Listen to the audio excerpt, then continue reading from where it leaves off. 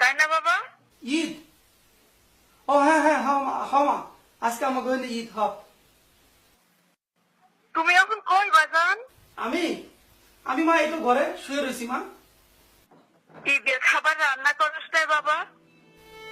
মা রাঁধছি, অনেক কিছু রাঁধছি মা, মুরগি, পোলাও, গরুর মাংস, পিঠা আর অনেক কিছু মা। খাইছস বাবা? না মা খাই নাই তো, এখন খাবো। তাহলে বাবা তুই একটু খা, আমি তোর খাওয়ানোর শব্দটা একটু শুনি। কতদিন ধরে তুই বিদেশে, তোর খাওয়ানোর শব্দটা শুনলেও আমার কলজাটা ঠান্ডা হয়ে যাবে বাবা।